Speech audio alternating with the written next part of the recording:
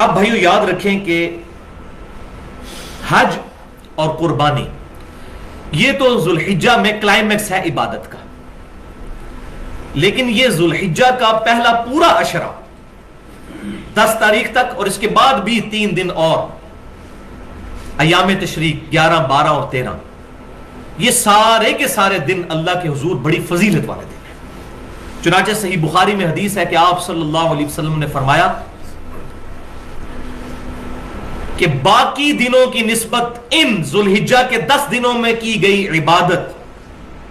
اس کی فضیلت کو کوئی نہیں پہنچ سکتا۔ صحابہ اکرام علیہم رضوان نے عرض کیا کہ جہاد بھی نہیں، جو اسلام کا ایپیکس اور سمم بونم ہائیسٹ گڈ ہے، ایمینول کانٹ کی فلسفی میں ہائیسٹ گڈ کو کہتے ہیں سمم بونم، اور قتال پر میری پوری گفتگو ہے تقریباً 35 سے 40 منٹ کی اہل سنت پاک.com پر، قتال کی اہمیت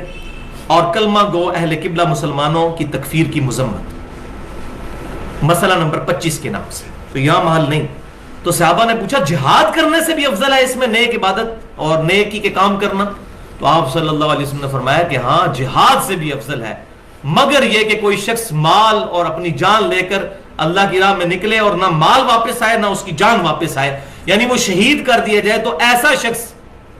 ان 10 دنوں میں عبادت کرنے والے سے آگے نکل سکتا ہے، ورنہ خالی جہاد میں شریک ہونے والا بھی اس سے عبادت میں آگے نہیں نکل سکتا۔ الحمدللہ یہ حدیث انٹرنیشنل نمبرنگ کے مطابق صحیح بخاری میں 969 نمبر ہے، اور اس پر امام بخاری رحمۃ اللہ علیہ نے باب باندھا ہے جس میں تعلیقاً کچھ روایتیں لے کر آئے ہیں، اور ان کی سند بھی مصنف ابن ابی شیبہ میں اور باقی کتابوں میں صحیح موجود ہے کہ ابن عمر رضی اللہ تعالیٰ عنہما اور سیدنا ابو ہریرہ رضی اللہ تعالیٰ عنہ ذوالحجہ کے ان 10 دنوں میں بازار کے اندر بھی تکبیرات پڑھا کرتے تھے، اللہ اکبر لا الہ الا اللہ واللہ اکبر اللہ اکبر وللہ الحمد۔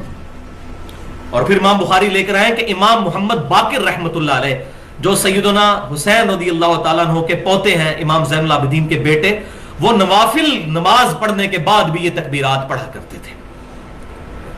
فرض کے بعد تو پڑھنی ہوتی ہیں ایام تشریق میں، وہ آگے آ بھی رہی ہے۔ تو یہ تکبیرات جو ہیں اللہ اکبر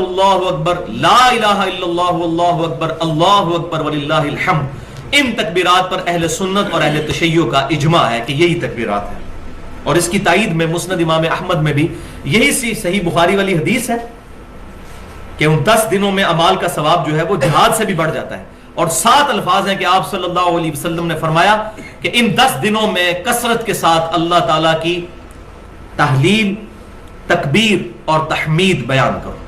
تحلیل کہتے ہیں لا الہ الا اللہ کہنے کو، تکبیر کہتے ہیں اللہ اکبر کہنے کو، اور تحمید کہتے ہیں الحمدللہ، اور یہی اس کے اندر ہے اللہ اکبر لا الہ الا اللہ واللہ اکبر وللہ الحمد، حمد بھی آ جاتی ہے الحمدللہ۔ اور یہ جو ایام تشریق ہیں 10 11 12 اور 13 4 دن، ان کا اشارتاً قرآن پاک میں بھی سورۃ البقرہ کی آیت نمبر 203 میں ذکر ہے، وَاذْكُرُوا اللَّهَ فِي أَيَّامٍ مَّعْدُودَاتٍ، اور اللہ تعالیٰ کی یاد رکھو ان مخصوص دنوں میں۔ اور اسی کے کانٹیکسٹ میں امام بخاری 969 نمبر حدیث میں لے کر آئے کہ ابن عباس رضی اللہ تعالیٰ عنہ کہتے ہیں